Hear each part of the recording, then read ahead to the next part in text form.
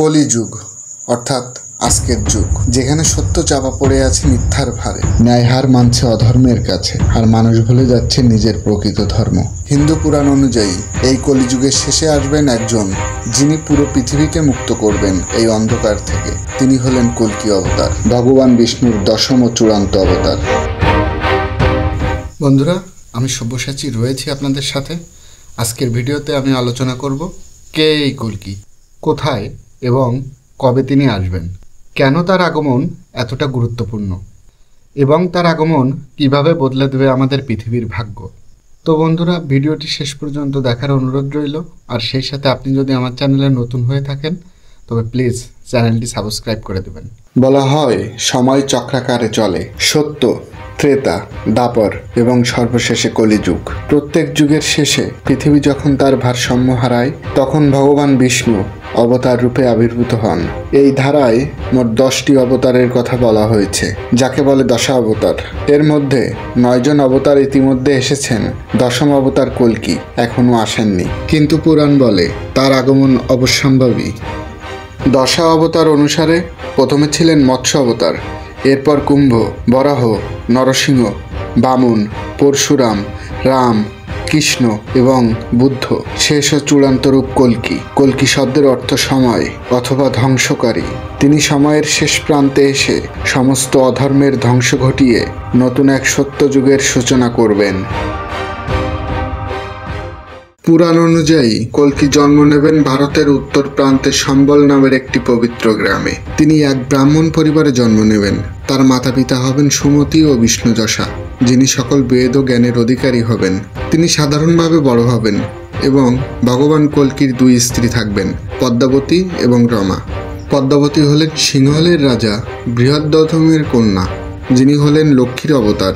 অপরদিকে রমা হলেন রাজা শশীধসের কন্যা, যিনি হলেন বৈষ্ণবী দেবীর অবতার। কিন্তু যখন সময় আসবে, তখন তিনি দেবদত্ত নামের এক শুভ্র ঘোড়ায় চড়ে হাতে অগ্নিময় তরবারি নিয়ে যুদ্ধ শুরু করবেন। তার শিক্ষক হবেন মহর্ষি পরশুরাম, যিনি নিজেও ভগবান বিষ্ণুর 6ষ্ঠ অবতার। এই বিনাশ যুদ্ধে কল্কি দেবকে সাহায্য করবেন পৃথিবীতে আজও অপেক্ষমান 7 চিরঞ্জীবী দিব্য মহাপুরুষ, যারা যথাক্রমে পরশুরাম, অশ্বত্থামা, মহর্ষি ব্যাসদেব, বিভীষণ, রাজা বলি, গুরু কৃপাচার্য এবং হনুমানজি।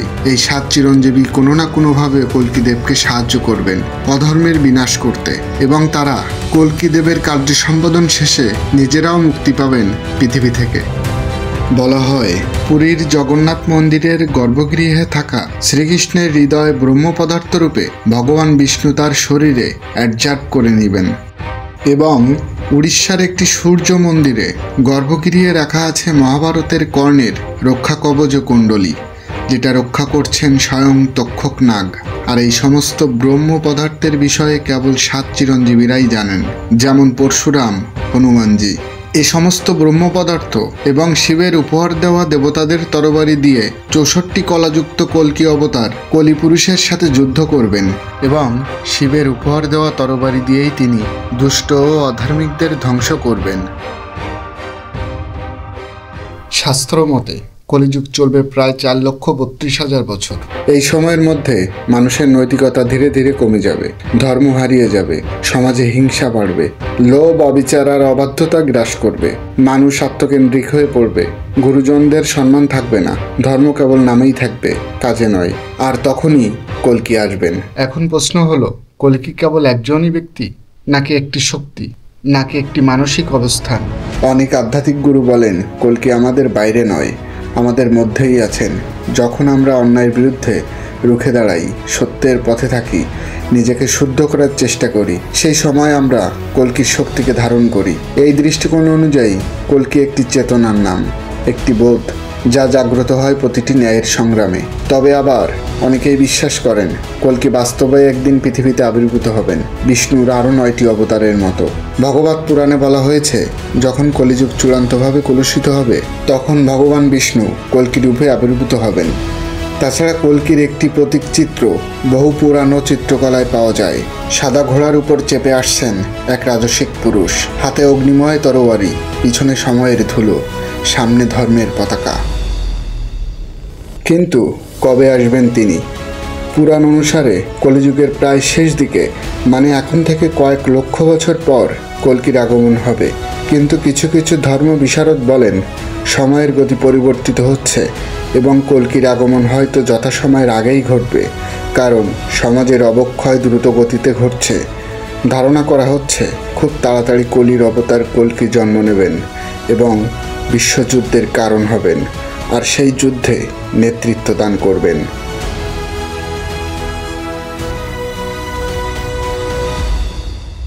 বন্ধুরা, কলি আসুক অথবা চেতনা জাগুক, এই বার্তাটি স্পষ্ট।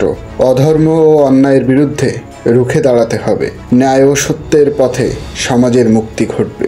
আর প্রতিটি যুগান্তরের জন্য একজন কল্কির প্রয়োজন হয়, আর সে এক ব্যক্তি হোক অথবা চেতনা। পরিশেষে বলা যায়, কল্কি অবতার কেবল রূপক অর্থে নয়, তিনি এক বিশ্বাস। পৃথিবী যখন চরম অবক্ষয়ের মুখে পড়বে তখনই কোনো এক মহান আত্মা আবির্ভূত হবেন।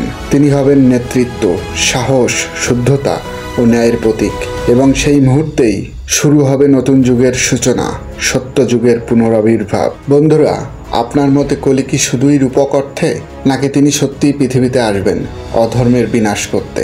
বন্ধুরা, আপনাদের মূল্যবান কমেন্টের অপেক্ষায় থাকবো। ধন্যবাদ। দেখা হবে আগামী কোনো ভিডিওতে। সে পর্যন্ত ভালো থাকবেন, সুস্থ থাকবেন।